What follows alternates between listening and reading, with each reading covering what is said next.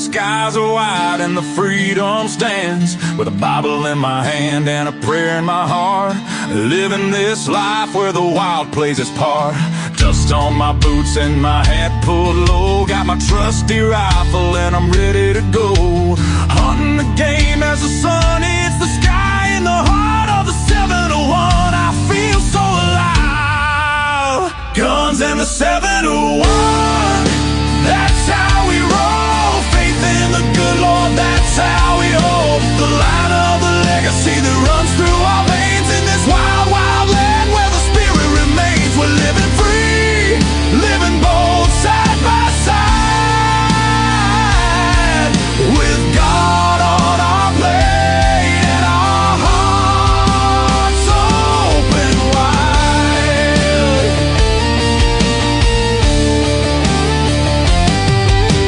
Ranch in the fields, the cattle run free, with a purpose so strong, it's our grand legacy. The rivers run deep as we cast out our lines, fish in the waters where the North Star shines. Got the warmth of the sun with the chill of the night, with every shot fired we're ready to fight for the freedom we cherish. The second is true, with family beside us we stand through and through. Guns and the 701, that's how we roll. Faith in the good Lord, that's how we hold the line of the legacy that runs through our veins. In this wild, wild land where the spirit remains, we're living free, living bold, side by side,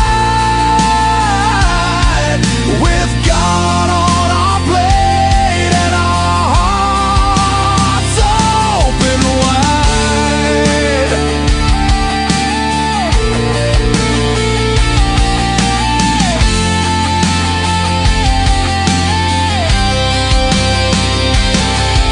In a world that's spinning with sins that they wield, we stick to our values, our fate is revealed. With the word as our guide, we tread on the earth, a community built from the love, not the curse. Raising our voices, singing loud through the night, for God and our freedom, we'll continue the fight. Let the rifles ring out, let the spirits align. In North Dakota's embrace, our souls intertwine. So when you hear the gunshots and feel that proud sound, know it's faith and freedom that echoes around. From the fields of the ranch to the depths of the lake, with God on our side, there's nothing at stake. Guns and the 71, forever we'll stand in the heart of our faith in this great free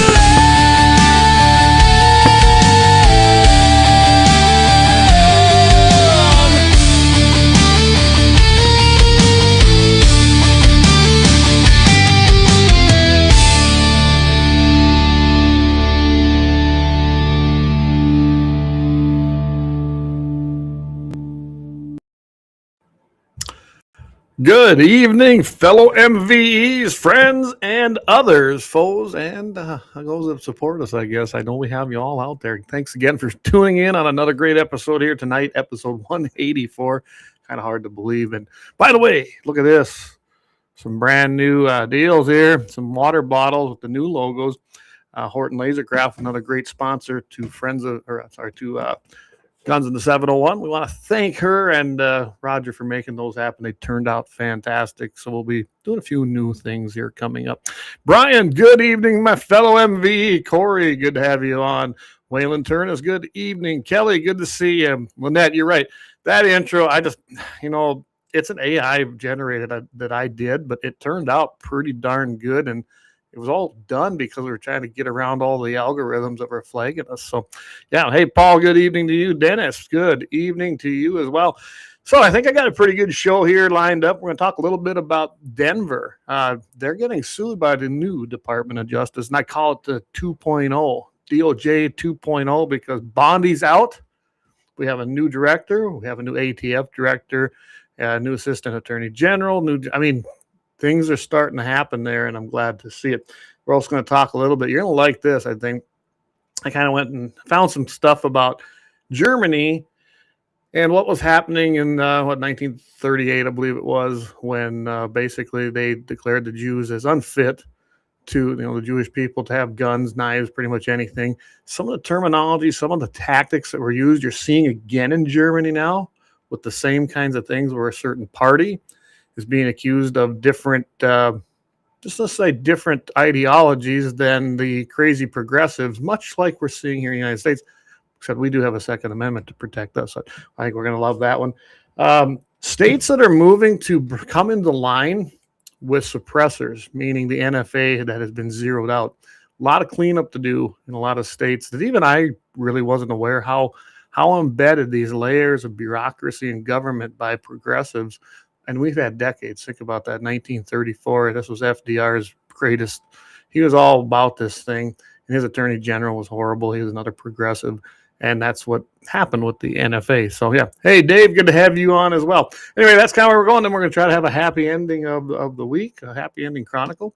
We're going to call it an evening. I have no guests tonight on purpose because I just wanted to kind of move straight forward and give you guys a lot of information. So, first of all, we'll start out here with our Second Amendment, a well-regulated militia being necessary to the security of a free state. The right of the people to keep and bear arms shall not be infringed. We start each show with that. It's one of the most important as far as I'm concerned. And I don't think it's coincidental that in the Bible we have the Ten Commandments, God's law, that he brought down to Moses. And then our founding fathers, who were based in Christianity, they seen the tyranny coming out of England from a king.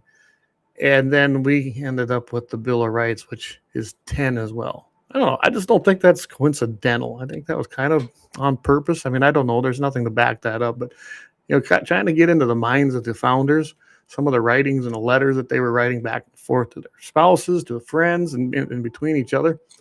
That was their mindset. But, that's just my opinion. And I guess to me it makes sense. But so with that, let's get started with our prayer. Heavenly Father, we know that you have sent down your laws as to how we're supposed to live and what we're supposed to do. We know that many things happened starting in the Garden of Eden and when sin basically came into this world, and we've suffered from it ever since. We all fail. We're all guilty of it. Then fast forward, it was predicted throughout the Old Testament that a Messiah would come, and that with that he would be of man, he'd be of God, and he'd be of the Spirit. Jesus came, and he knew, he was a little over 30 years old. The prophecy was fulfilled, and he died for our sins. The earth shook. The skies turned black as coal. You can't even imagine. And he suffered for our sins so that we could enter God's kingdom and be forgiven. All we have to do, give our hearts to Jesus, give our hearts to the Lord, and truly repent for our sins. Lord, please, as we move through this world and we see a lot of different signs probably coming to Revelations, we ask that you give our leaders strength and knowledge so that they can make the right decisions that are pleasing to you. We all know that this is in your hands. We know we need not fear, and we can live our lives as long as we have faith in your law and in your word. In your name we pray. Amen. That was kind of heavy on my mind, everybody. I went to Bible study last night. We had some discussion as well. And the world seems on fire, don't it? But don't worry.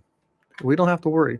So with that, let's get started, everybody. Again, we want to welcome one of our brand new sponsors, Crappie Creek Feeds. I hear you so I kind of popped that on there. We had talked about it, and I announced it right away because I knew they were going to do it, and we had talked already. But I think I caught them a little off guard. But thank you guys. For those of you that called in and called them, asking Jason about what he's got, I'm telling you, we might not have the biggest audience, although it's grown quite a bit. But we definitely have loyal followers and listeners. So thanks for supporting our sponsors, because our sponsors are of like mind.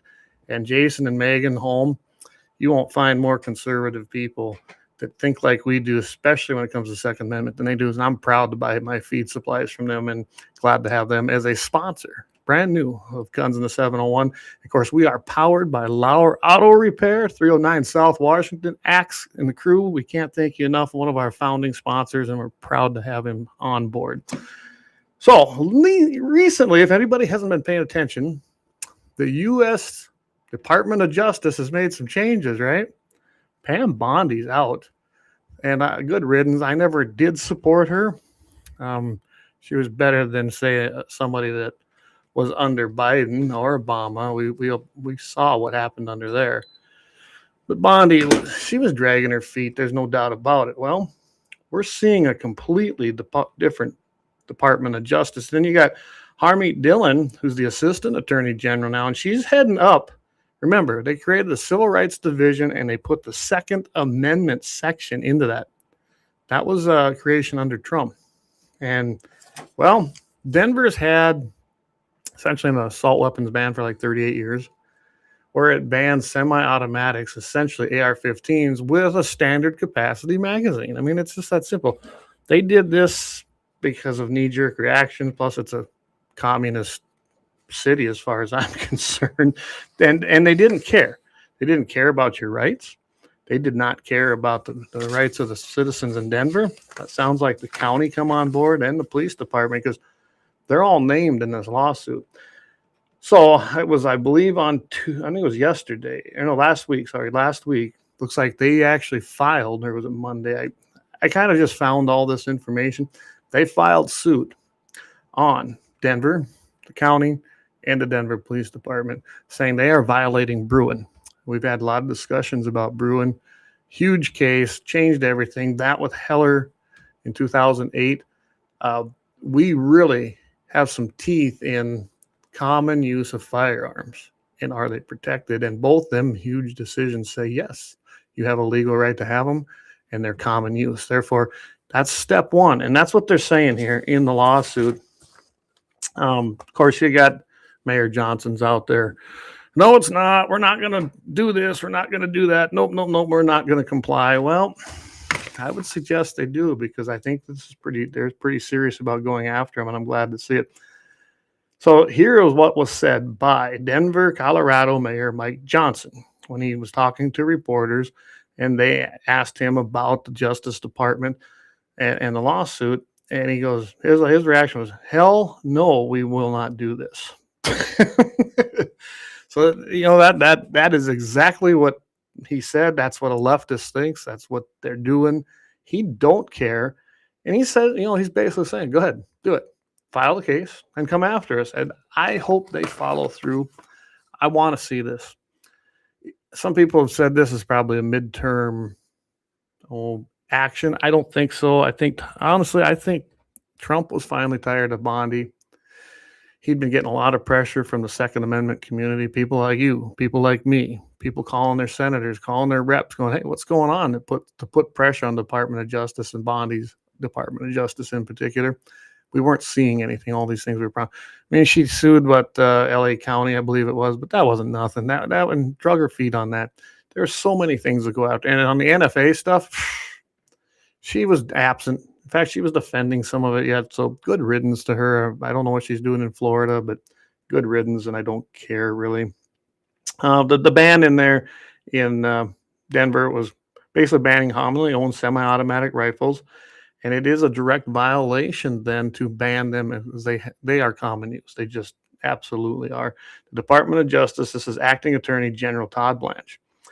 And he says, the Constitution is not a suggestion, and the Second Amendment is not a second-class right. We never heard Bondi say that, did we? Ever have we heard Bondi ever say that? And Denver's ban on commonly used, owned, and commonly used semi-automatic rifles directly violates the right to bear arms. The Department of Justice will vigorously defend the liberties of law-abiding citizens nationwide. That's a quote from your brand new Acting Attorney General, Todd Blanche. Wow. What a 180, right? Bondi, she always skirted the questions. You got to remember, Bondi in Florida didn't have a stellar Second Amendment record. I think when Trump put her in there because, Matt had basically stepped out, he'd stepped down. I think this was I think he thought, well, I can get her through the process easier. I don't know. I don't know what his thoughts were, but she was horrible. And you can right here, Bondi announced that the DOJ would aggressively defend Second Amendment. That was last year. And here's the lawsuit. That's right. I was right. Beyond the lawsuit against the Los Angeles County Sheriff's Department and legal action in the Virgin Islands, how the police had handled things down there. Basically, she's dragging her feet and had no other cases going on and didn't pursue much on either of them as well. But here's the federal complaint. Here is the language. The Denver ordinance uses politically charged rhetoric. The term assault weapon is not a technical term used in the firearms industry.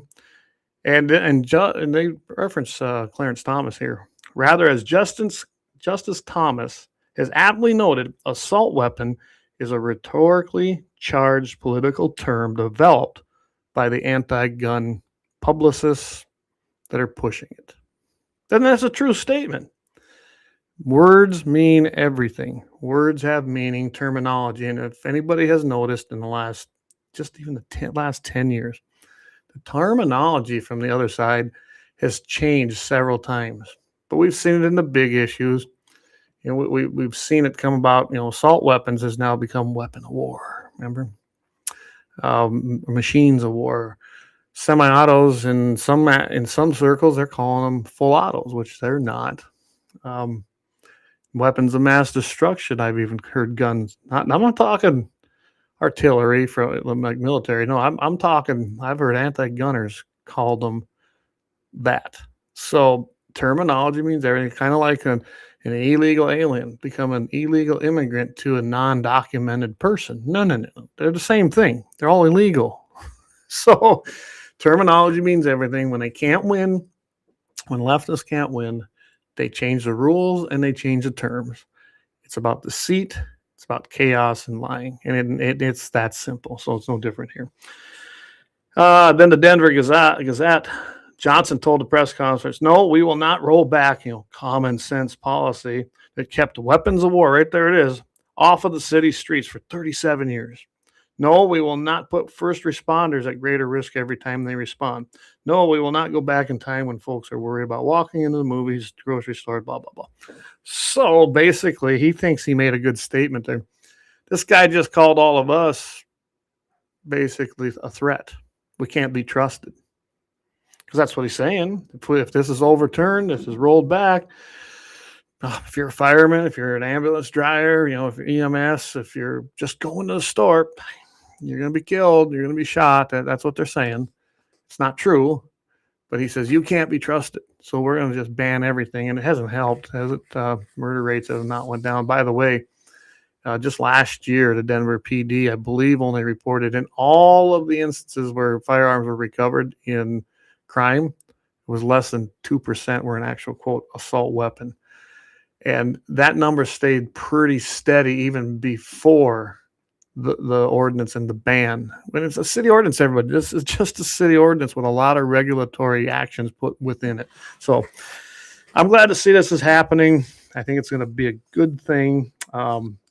He can write what he wants. The attorney or the city attorney, he's saying the same thing that he basically cited 6 or 7 different court rulings at lower courts that have upheld different stuff. And what he doesn't talk about is some of those have been overturned. And we have several right now being turned over at the appellate levels on those particular cases. You can find a case that's going to fit your narrative anywhere. Just look at the right level, whether it be a district court, whether it be a local court, whatever it might be, you can find some decision that's going to back you, but it may have been overturned, and it might have been reinstated. It might have flip-flopped, or it might have just been the end. You don't know. And a lot of them don't even make the Supreme Court. And you got your 3-court judge panels versus the full. So don't believe everything you read in a headline, because it might be yesterday's news or it might be cherry-picked. just to get the narrative out there to the public. Yeah, David, he makes a good point. He says, has it been 34 years since the nut shot up the movie theater? And he's talking about, I don't know. Was that 34 years ago? Could have been. I know that they had the ban for 37 years. Columbine happened, 1994? And I don't honestly remember. But when the school happened there. And of course, the news went out and found one of the victims' fathers in the Columbine shooting to basically say that, the government, they're a bunch of, you can put the words together. I'm not going to say them here. And blame the Trump administration, bring, weapons of war back to the streets. It's like, even though there were several fathers, several parents of the victims at that particular incident that banded together and supported the Second Amendment, even went on tour saying so after that happened. So, like I said, you can find anybody to say what you want. Doesn't make it true. Right here they're talking about, I'm just kind of skimming this here. All right, here's what I'm talking about. We got a 3-judge panel that unanimously upheld it, and then, of course, it was overturned. You don't necessarily believe everything you're hearing when they cherry pick it. If the Department of Justice threat succeeds, Denver residents will be less safe. This is from Janet Carter, who is from the Idiots at Every Town Hates Gun, basically. They got a different name, but will be nice. It's heartbreaking that this would even be a question after the horrific events in Aurora and Columbine and Boulder. Denver's life-saving ban, you just love it when they add these things, is constitutional, and courts nationwide have upheld these rulings. We have overwhelmingly upheld similar measures, and we are proud to stand with Mayor Johnson in the city of Denver. Of course they are, because they love tyranny and they love trampling your rights as much as any other leftist. So, April 28th, Assistant Attorney General Dillon also told Johnson this. She sent a letter to him to retain all your documents, photos, videos, files, tapes, emails, and computer files that are relevant in this matter. So there's something to be said for that, because she's telling them, don't you dare destroy this stuff. Don't you dare get rid of it. You've been put on notice. You can't say nope. And she sent a letter letting, put it in writing. Don't do it. So if they do start doing this thing, or things all of a sudden disappear, they can go after him for some more problems. And that's nice to see too. Hey, Axis, Mayor Johnson sounds like a dick. He pretty much is. I mean, he's a leftist.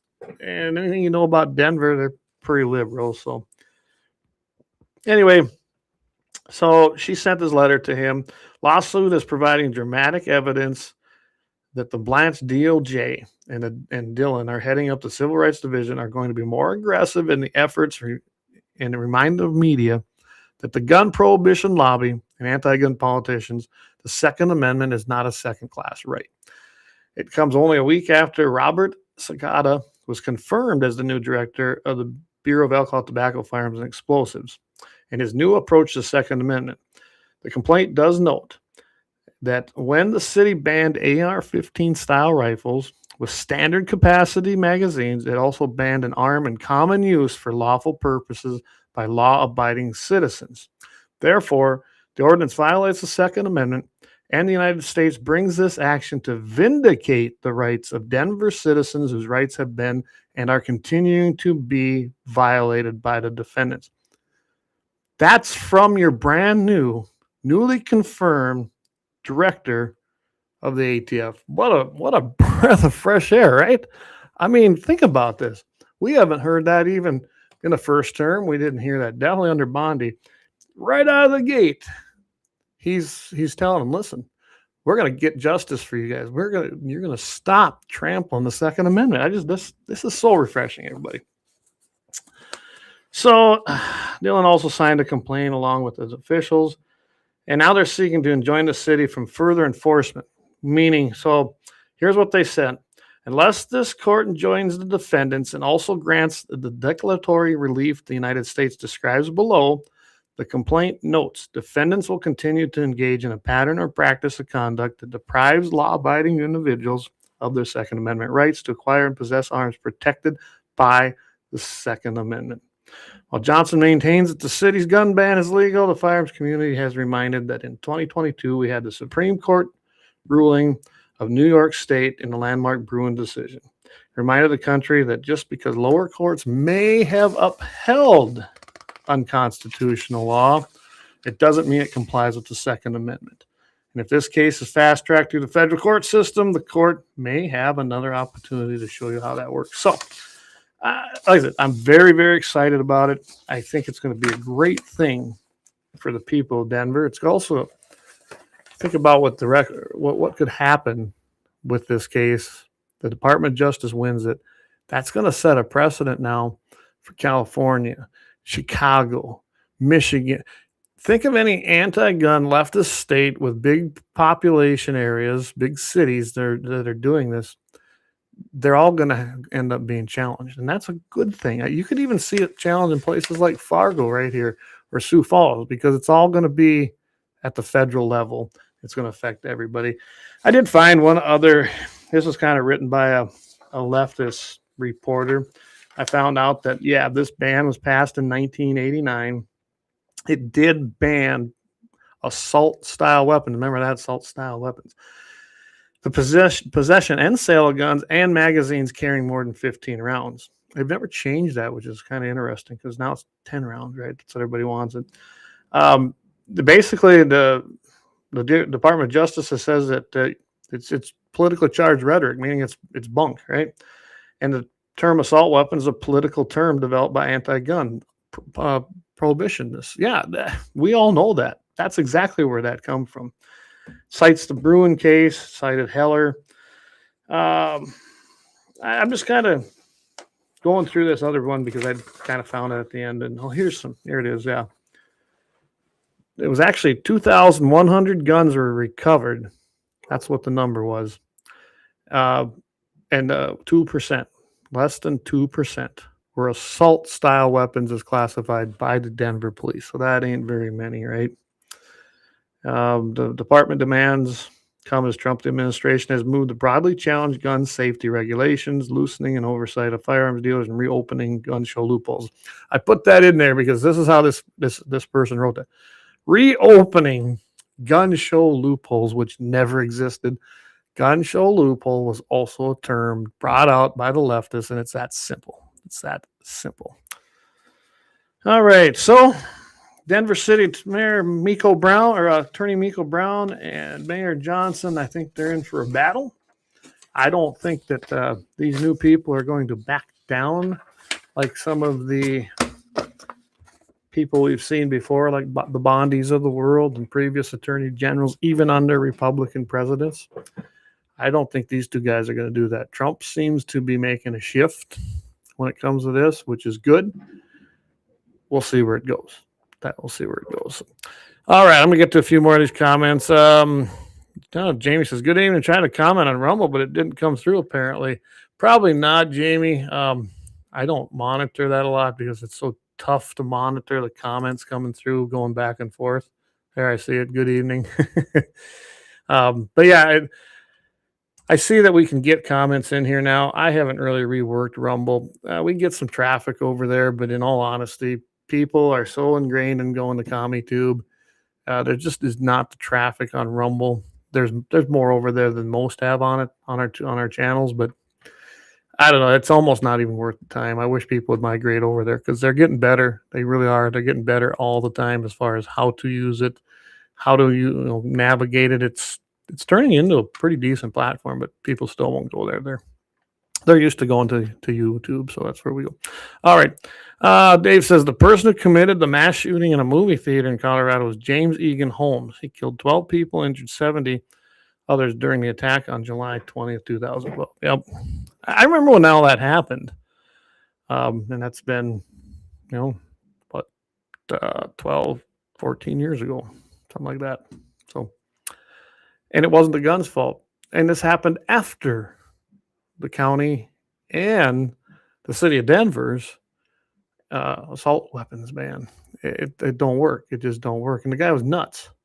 So just like the shootings we've recently seen, the guy was just in court today, the guy that tried to assassinate our president, and said he didn't figure he'd be there in court today because he didn't think he'd be alive anymore, which is probably a safe assumption. And I don't know why he is alive, honestly, but hopefully they do prosecute him. But the judge today was more concerned about the guy's welfare and how he's being treated in prison because he was in solitary confinement, I understand. Really? These judges have got to be looked at, either removed if they were appointed by a president or impeached, because we have a ton of judges that are very much ideological judges, and that's how they make their decisions. They are not upholding the Constitution. So keep that in mind. And then I seen there was a shooting. I don't have a lot of information on the one in Oklahoma. I was kind of busy today. I seen that took place. I don't know how many were injured or killed there, but I did see that took place in Oklahoma City. I bet you we'll find out it's another leftist. It's never our side. Save people take guns from Democrat crazies. I mean, that's who's committing these things. So I don't have information. I just didn't have time to get to it today. I was busy doing some other things and taking care of our last few cows that are left to calve. So everybody, I am going to take a quick break. We're already 30 minutes into this. Appreciate everybody being here. Again, Lauer Auto Repair, our founding sponsor, and that's how we are powered, along with other great sponsors. Horton LaserCraft. We got Crappie Creek Feeds, Glad Valley, South Dakota. And of course, we have a Little Angry Man Firearms, all great sponsors, and Kalon's Auto Service right here in Lemmon, South Dakota. Can't do it without you. We appreciate all their support. We will be right back after this brief timeout, or as Rush used to say, it's an obscene profit center timeout. So we'll be right back.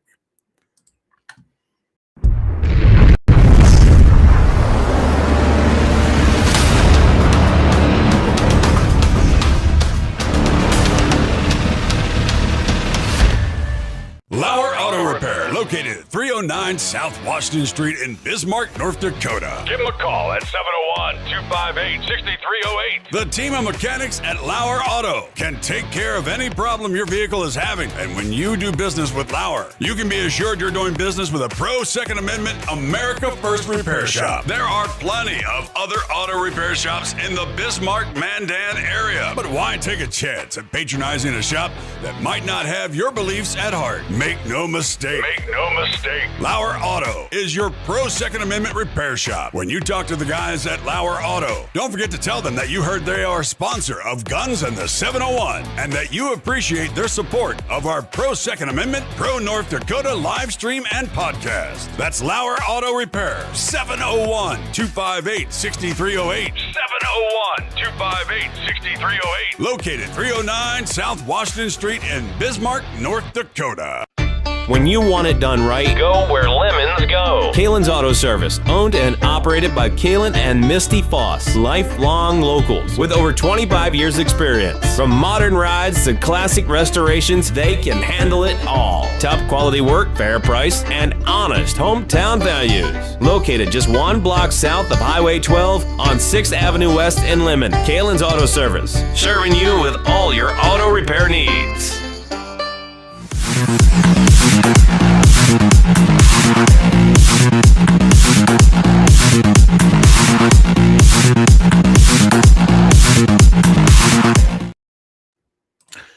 And quickly here, I'm going to remind everybody, hey, we got our primary coming up here in North Dakota. If you're in District 31, that means all Sioux County, parts of Grant, and parts of Morton. Check out your maps. You want to vote District 31 for Senator Mary Grainer. She is the only candidate that we endorse here for that race. And Don Shibley is no good there. He's been there. He's making advertisements about, we got the experience. All he does is collect his check and deplete oxygen while he sits in the legislature every 2 years and committee meetings in between. Put Mary in there. She's going to be new. She's going to be basically a breath of fresh air. And I think you're going to see some real she's going to try. You got to remember, the legislature is a crazy place, and you do get power with years. But Mary's going to go in there, and I know Mary can bridge gaps that I could never. So I endorse her, Mary Grainer, for District 31. Also, you have Dawson Hawley. He's coming in here. He's was the youngest candidate ever elected to the state house in District 31. He is running for re-election again. Of course, he's going to be subject to term limits. And so he won't have a very long career because he'll be term limited out eventually. But I had Dawson on the show. I've had Mary on the show. Karen Rohr did not come on the show. Don't know why. But I'm still going to say that that's your team. But definitely, you're probably in the House going to vote for Dawson. And in the Senate, you want to vote for Mary Grainer. That is the team. That's who you're going to want to support if you are in District 31. And I know that the ballot's already going out because on this end, we have to do it. Unless we want to drive all the way over to 48. We got to do it by mail. So get on out there, get your ballot if you haven't. Vote. If you're going to vote in person, great, get it done. But that is your team for District 31 this round. And send a message to the Perry Schaefers and the establishment.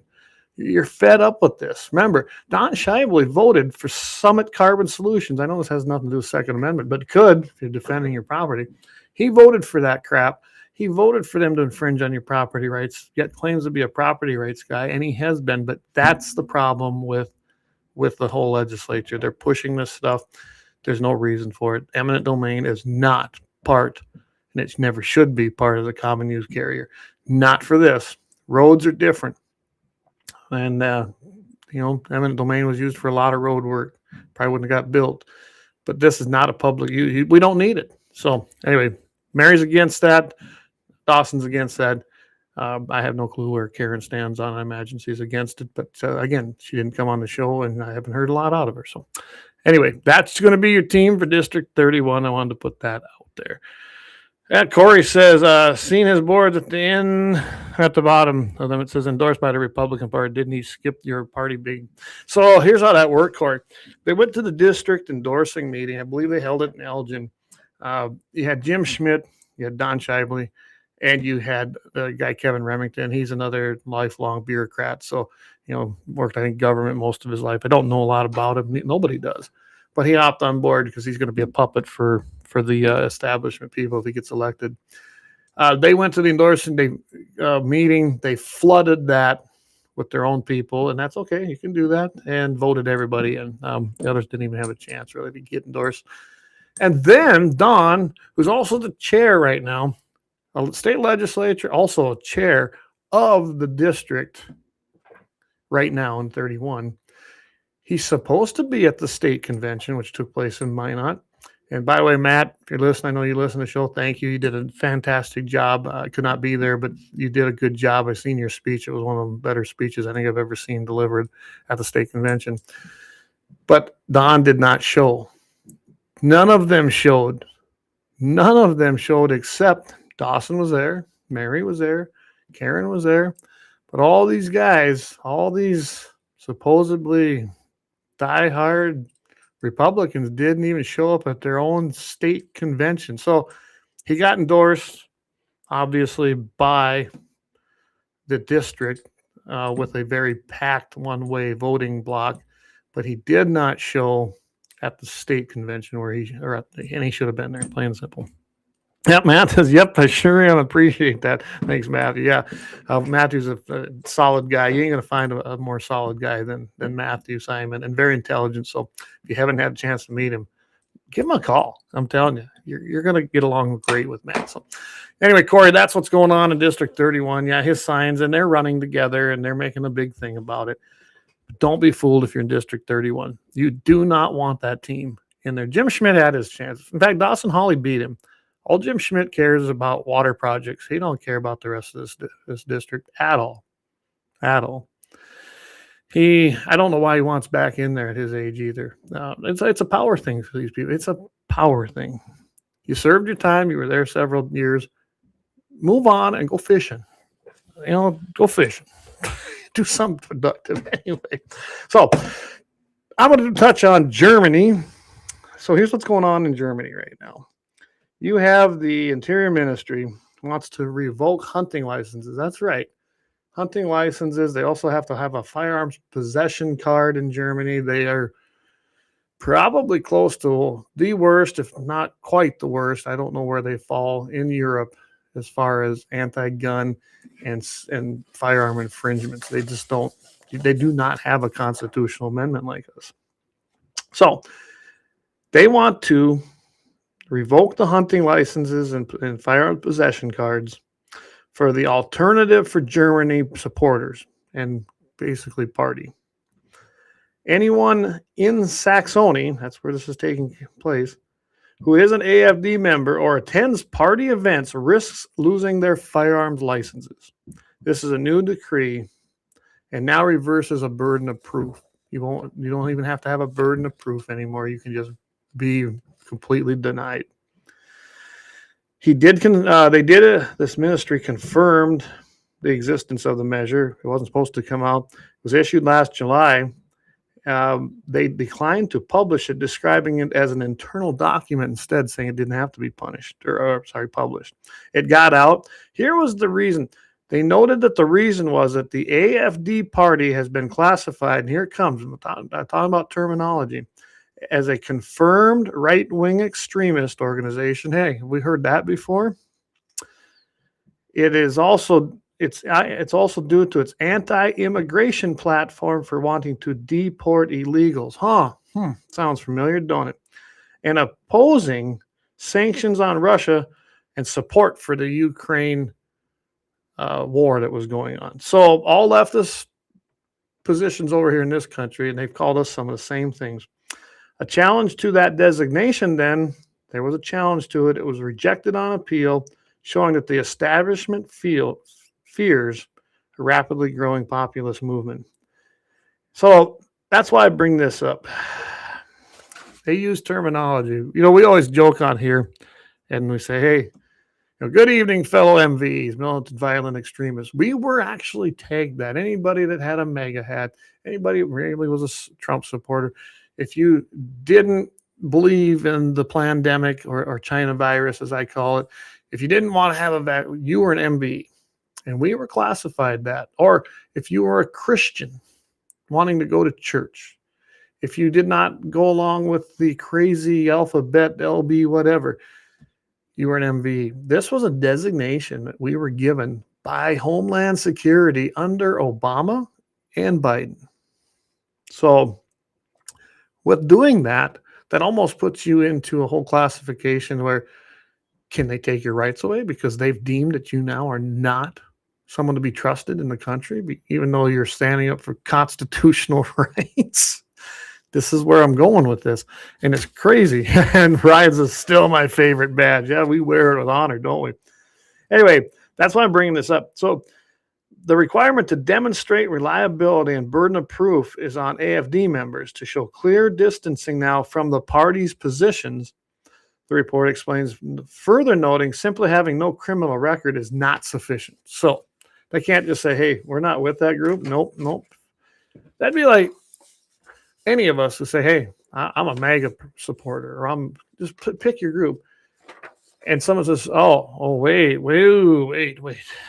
You're going to fail your 4473 form when you buy a purchase of firearm. Or you're going to be denied now a permit to carry if you need it in the state because of your affiliation with the GOP. I mean, that's what that's saying. And that's why I brought this up at the beginning of the show. This has been done before. There's been prior restraints. They were codified in the law by the German weapons laws. And I'll read you exactly what this was. It's a regulation took place. The Nazi weapons law, November 11th, 1938, regulations against Jews' possession of weapons. Reads, Jews, number 5 of the first regulations in German citizenship law of 14 November 1935, page 1332, are prohibited from acquiring, possessing, and carrying firearms and ammunition, as well as truncheons or stabbing weapons. Those now possessing weapons and ammunition are at once to turn them over to the local police authority. That's in Germany, 1935. And this we've seen happen, and we've seen what happened to those people. They just declared that they were not fit. Boom, you have to take your stuff away. So the AFD now is characterized by its critics over in Germany, and you can go over there and look. I kind of was thumbing through some of their media. They're calling them Nazis, neo-Nazis, fascists. I mean, I don't know much about the AFD, but I couldn't find too many things that would constitute that. They're now being discriminated against with a virtual clone of the Nazi weapons law. One political establishment and its propagandists will naturally not admit this, which is the other side, and it's reflected by Democrats increasingly right here when they employ Antifa-type slurs, smearing Republicans, MAGA supporters, and calling us Nazis and fascists. Yes, they call Trump that every day. Terminology means everything. Terminology means everything. Matthews says virtually every democide was participated by gun confiscation. Yeah, absolutely, it was. It was the precursor to every single kind of gun confiscation. Registration. I mean, we've also said that. Don't register them either. Registration leads to confiscation. It's just that's what happens. The UK Liberal Party, and this is what's what's being buried is these two inconvenient truths, and it has to do with the UK Liberal Party supporter George Watson. He debunked the former in his landmark book, Hitler versus Socialist Dream. It is now clear beyond all reasonable doubt that Hitler and his associates believed that they were socialists, and that others, including Democrat socialists, thought so too. You know, that's basically right there. He talked about Benito Mussolini too. He said, do not imagine that by tearing up my membership card to the Socialist Party, you can forbid my socialist faith or prevent me from continuing to work for the cause of socialism and revolution. I'm telling you guys, this is reminiscent, especially what you're seeing these idiots over here on the other side doing. Sounds like something they started around 100 years ago. Yeah, it never went away. Never went away. He's the founders of our republic approaches its midterms coming up here. It's important to note that our framers rejected European tyranny. They brought forth instead a form of government that's centered on the individual rights and not the collective rights. And we formed a representative republic. And power sharing arrangements that have never been seen anyplace else, meaning we the people over a government, but we're supposed to have a weak central government. Now we have an overbearing one at times. It's still better than most countries. But it also included a very important amendment. That was the right to keep and bear arms, the Second Amendment. So I wanted to bring this up because we are seeing this pattern right now. This is as of April 30th in Germany. This is happening again. They don't have a Second Amendment. They haven't had licenses to have guns, licenses to hunt. I mean, we get hunting license, but this is a license like a FOID card in Illinois. So your firearm ownership ID card to buy ammunition and buy a gun. Same thing in Germany for hunting and for shooting. So that's how they work. They deem something bad, then they make a rule about it, then they make a law about it, and then they ban you or the item. We see this in regulatory stuff all the time. CO2 or carbon dioxide, guys, was deemed a pollutant. Then it was deemed bad, which led to their whole craziness on climate laws and rules. And now you see where I'm going with it. They could deem it bad to a regulatory position and move forward from there. Luckily, we have a Constitution. We got a little protection, but if we don't have enough people stand up and fight for that freedom, it's not free. It's not free. So keep that in mind. I just want to bring up the Germany thing because of that. I'm going to take another quick break. Thank some of our sponsors. I'm also going to run an ad because I have endorsed, and so is Guns in the 701 Network, Alex Laws. I think he's the candidate for the North Dakota lone U.S. House seat. So I am going to run an ad from him, and then we'll run our big sponsors ad. So it'll be about a 4.5, 5 minute break, and we'll be right back. How do we achieve real energy dominance? We need to continue to crack down on unnecessary regulations. I'll fight to end every federal carbon initiative that punishes North Dakota producers. And I'll introduce legislation to remove the restrictions blocking new fertilizer plants, processing facilities, and refineries. I'll also introduce legislation to make ag and energy part of the critical national security infrastructure so that future administrations can't turn back our progress towards energy dominance. Paid for by Alex Balazs for Congress.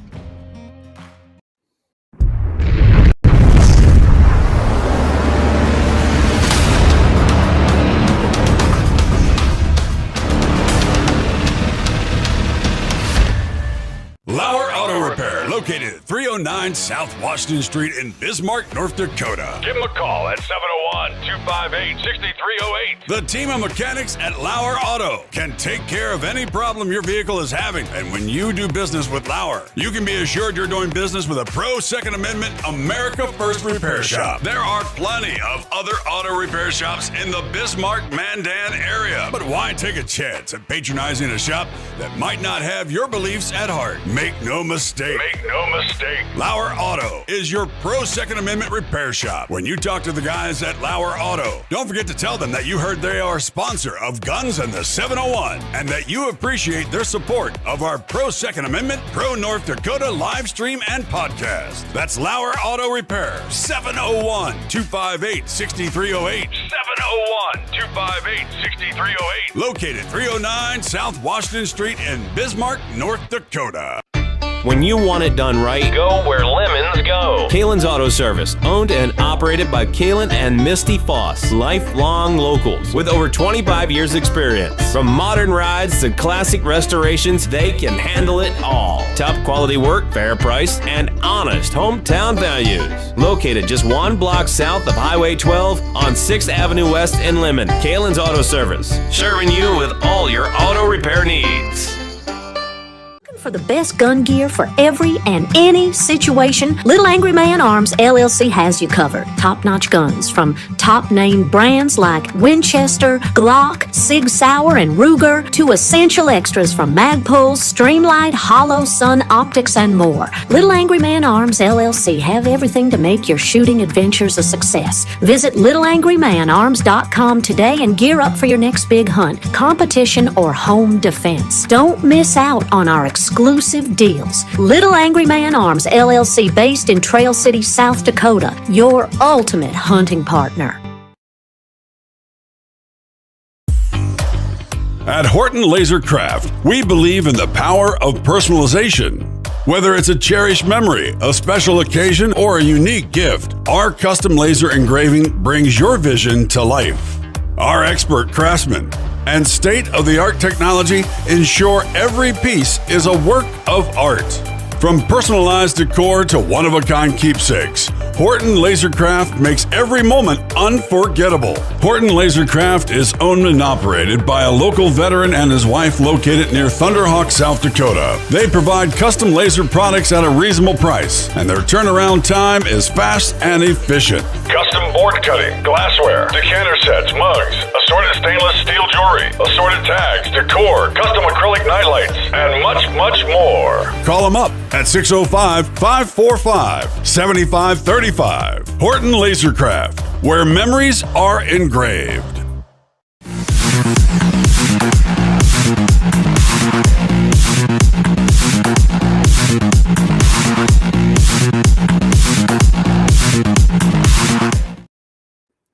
And Crappie Creek Feeds LLC, Jason and Megan Holm. You can reach them at 605-850-3998 or 605-515-3250. But I'd try the cell phone. It's got all your livestock needs. He's got mineral. He's got liquid. He's got garlic salt blocks. He's even got garlic lick barrels. He's got a 20% protein barrel that I'm feeding right now that I've had fantastic results for. You're going to want to give Jason a call down there at 605-850-3998. Brand new sponsor here for Guns of the 701 at our top tier. And we want to thank them for supporting us. And I highly recommend that if you have feed needs, give them a call.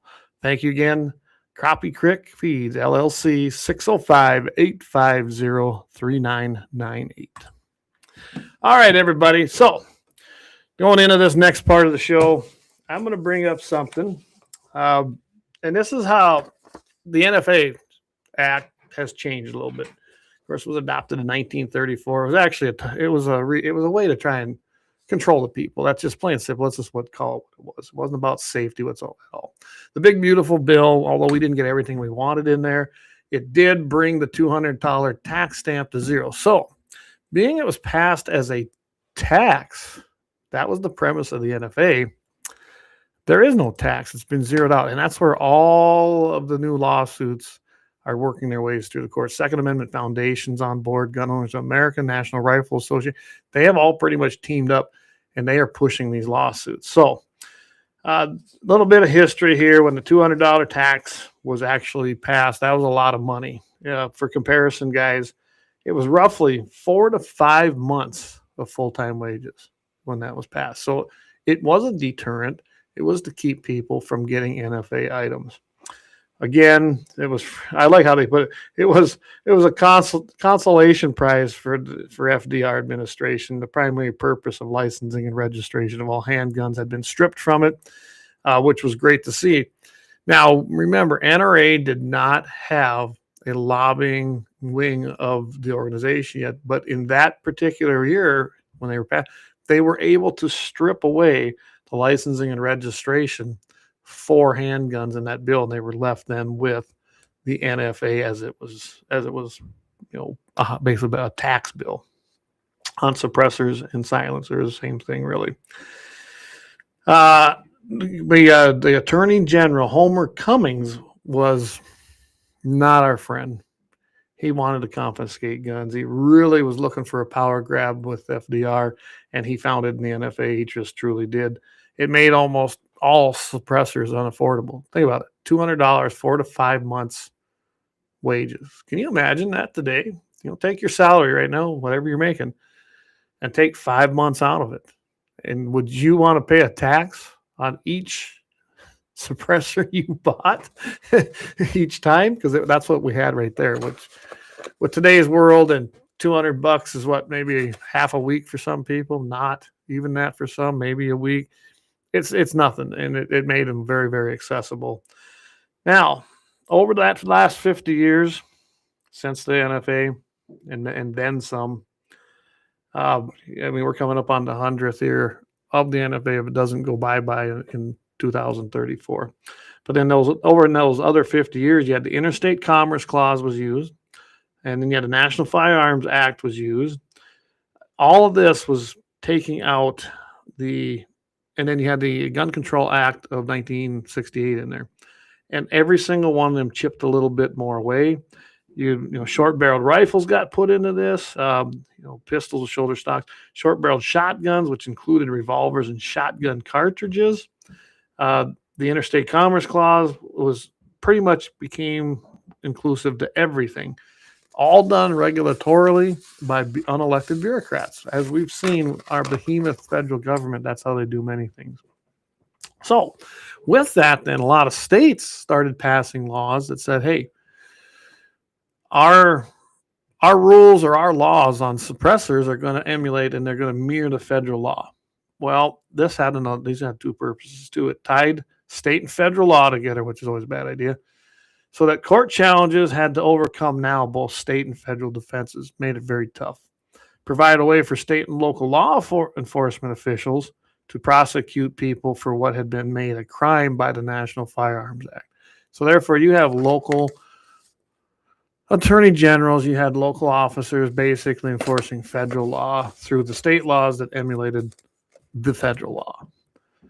$200 tax stamp went away under the big beautiful bill. Now we have all these other things being challenged. The registration structure is still in place. You still have to go through that process. A lot of lawsuits are coming up and working their way up. And this is where I want to tell you all this, because this leads to what's happening now in the states.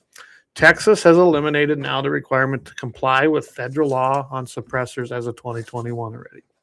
Mississippi passed a similar bill in 2023, which is contingent on the state of the federal silencer law. So that's what a lot of these states are doing. When the law goes away at the federal level, so will the state level. That's what they're doing. Montana passed a bill eliminating the federal requirement in 2025, and here's how theirs reads. Possession of a silencer. A person commits the offense of possession of a silencer if the person possesses, manufactures, transports, buys, or sells a silencer and has the purpose to use it to commit an offense or knows that another person has such a purpose. So they eliminated one, and they all said this is the only way that they basically can be in trouble is if they actually have this intent to do it and commit an offense. South Dakota, always ahead of us generally, South Dakota eliminated the requirement for federal compliance. That was this year in their legislative session. Other states that still have bills, and this is of May 4th, so I haven't checked on them today. Arizona had one, SB 1069. It's in process. Missouri has one, SB 273. Ohio has a Senate bill, number 214, all in process right now. And I did not go check today and see if there was any movement on any of them. So I just thought I'd let everybody know that this is what we're doing. The states need to get aligned doing the same thing. So I do believe we could see the NFA overturned at the Supreme Court level, based plainly on Bruin, Heller, common use, and the fact that there is no tax anymore. How can you have a tax with no value? So it would basically nullify the NFA. There just hasn't been a good case yet, but we're working on it. We're working on it. So I think you're going to see that happen. I hope we do. I hope I see it. And then we need the states that don't have a law on the books that say, yep, when that happens, ours goes away, then you're still going to be subject to that and have to fight that battle. Matthew says, suppressor registration is a Trojan horse for confiscation. Absolutely. Absolutely. Absolutely it is, because if you have a registered suppressor, pretty sure you're not putting it anywhere else other than on a firearm. So they know you have firearms. Yeah, it is that Trojan horse. And, it's been around since 1934. All right, not a quick little update here. We aren't going to be going 2 hours because I don't have a guest tonight. But Glasgow, Montana, all you paddle fishermen, and the fish is on, man. It's getting to be fishing time. I'm going to actually talk a little bit about, I think, fishing on Todd's show, which is not my usual thing, but I thought there was some good things coming out. We need to maybe talk about them. Some stuff up at Fort Peck. There's some other things happening around the state even here.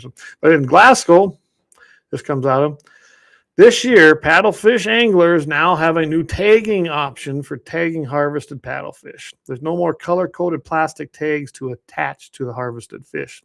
If you've never done it, you got all these little tags, and it had this whole breakdown of what the colors meant.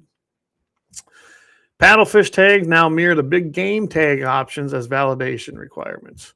When you take one into possession, meaning you catch one, the angler can complete the tagging requirement before the carcass is tied up to shore, stored in a cooler, cleaned or filleted, removed from the location, or the angler leaves the site.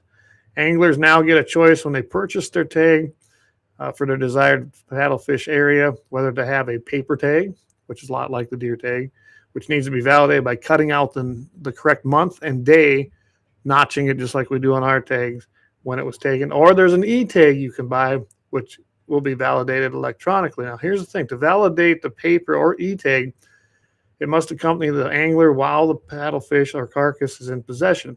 Make sure all e-tags are downloaded before going out of service. So that's going to be an issue, right? Mandatory reporting varies by tag area. There is some additional requirements in certain areas. So you get the paper tag or the electronic. A white tag now, though, is within 48 hours via on-site check station, phone hotline, or the website. Yellow or green tag is before transporting the fish or by 9 p.m., the day that you have taken the fish, or by via phone hotline or the website. Note that self-check-in stations are for biological data submission only for the yellow and green tag. Okay? If you get a blue tag, it's within 48 hours via on-site check station, the creel staff, phone hotline, or the website. Anglers lacking cell service can transport an unreported paddlefish, and once they are immediately back in service, they have 48 hours to report that harvest.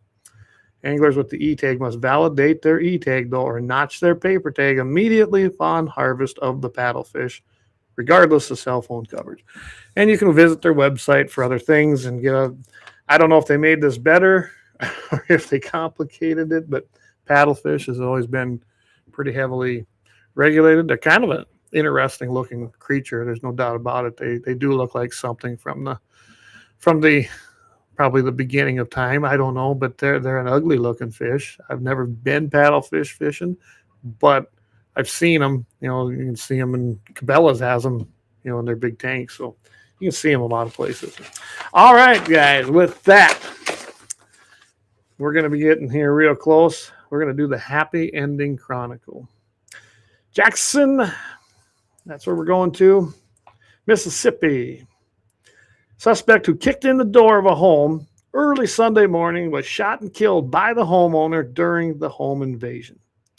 And in a press conference, the officials initially received a call around 3 a.m. to a domestic disturbance. Upon arrival, officers learned that a female had already been shot at the location, had been transported to a local hospital. A second call came into that same address shortly afterwards in reference to this invasion. When the officers responded to that, they learned that the suspect had kicked in the door at a location and had received at least 2 shots to the upper body. He died at the scene. They say the homeowner was taken into custody. Remember, I always stress this. Anytime you have a defense incident like this with your carry firearm, every state and every city, every county's got different procedures, but you probably will be taken maybe into custody. You may be detained. They're going to question you and just kind of determine there where they go. They took him in. He's still being questioned. I did try to look up to see if there was anything new to learn, but this happened Sunday and there's nothing out there. They haven't even released the name of the for lack of a better term, the POS that broke into this home. So we do not have a lot of things on this. They said it was a pattern of domestic violence. They're not sure if there was any kind of a relation between the 2 incidences or the people in there. But I kind of assume that the homeowner's a male, female was taken, and the suspect that got killed is a male. I imagine it might have been a father. Maybe his daughter was there, boyfriend. Sounded like that. There was a witness that kind of alluded to that in the local news, but I don't know. As of right now, though, he hasn't been charged. It does bring up the matter, though, that the Second Amendment is a fundamental right. The right of a homeowner to defend themselves is also fundamental, especially against violent intruders, where you don't have time to decide. You don't have time to call help. You don't have time to negotiate. You sure don't have time to know if this person who has kicked in your door came into your home. If they're violent, have intentions to kill you or not, you can warn them. And if they don't stop, you're going to have to make that decision as, do you use lethal force? That's what happened here. This guy, whether it was a domestic dispute or not, he had no right to do this. And we had pulled another person out of there who will never do this anymore. He will never harm anybody. And if he shot that other gal, even worse. I'm glad that guy, if that's the case, then no longer breathes there. So that is our happy ending chronicle of the week for Guns in the 701. You're going to want to tune in, though. Coming up Friday, we got Blackbeard Logic. Blackbeard Logic is going to take place Friday night at 5 p.m. Mountain, 6 p.m. Central. I'll be on with Todd in the morning, on Mitchell in the morning for the Guns in 701 segment, 7:15 a.m., 7:20, depending on how we get started in the morning, Mountain Standard Time in the morning, or 8:15. Then Sunday, we have Sportsman Sunday Devotion with Vance Bishop. That comes out at 7 o'clock Mountain, 8 o'clock Central in the morning. Fantastic show. He's just, and that thing, I've been watching the numbers here, especially on the podcast. It's been doing great. So again, you want to tune in for that. I know that David Fedek does 701 Marksman. I don't know when his next episode is going to be, but he tries to do that once a month. I think he's about ready to wrap up maybe getting close to wrapping up his fertilizer runs. He's very busy this time of year, but he'll be having another one on there, and we will keep you posted on that. We're working on one other show. We'll see where that goes. I know that Vance also has a Sportsman's Watch, and I'm going to visit with him a little bit. Maybe he wants to just broadcast that through here. It's his own thing, and hey, that's okay. We love it. We have a team here. We're very proud of them. We're doing some fun things, and the network keeps on growing, something I never, ever thought was going to be on my bucket list. So, hey, Axie says the locked door was the warning. Absolutely. That's learning. I just got the information from David where I think we found what we can buy that's going to allow us to eventually get it integrated into the system and take phone calls. We've been saying that for a while. I never found the right stuff to do it. I think David found it for us. So if we can get that bought, we're going to be, I hope, I'm not going to say in the next month, but I'm hoping here maybe by summer, possibly we can start taking phone calls. Because I think I'd just add a little element. We might not do it every show, kind of like Rush used to do, open line Friday. We might do, once a month we'll do open lines, or I don't know. We'll just see where it goes. I think it'd add a huge element to it. I may be having a pretty special guest on next week, trying to get it confirmed. Not sure yet. And I believe Greg Carls might be joining me either next week or the next week. He is running for the Perkins County Sheriff's Office down here by Lemmon and Bison in the Perkins County area. And I'll tell you right now, I do support him. I've visited a lot with him, and I've gotten to know him quite a bit. Out of the candidates that are running, he's also, none of them were born and raised here. But he is married to a Lemmon native. She's been there, I think, all her life. And he has been there the longest out of all of them. I like his attitude. He's a nice guy. He's very straightforward. I know he's a Christian because I go to Bible study with him every Monday. I'm telling you, the other guys, I can't tell you that. I also know that he's a conservative. Him and I have had some great discussions on the Second Amendment. He's with us, man. I'm telling you, you don't have to worry about him. You can trust him. And he flat out says, I will not go around federally if they come and say, take the guns. It's not going to happen. I can guarantee you he'd be with us. So this is the guy you want. You want a sheriff like that.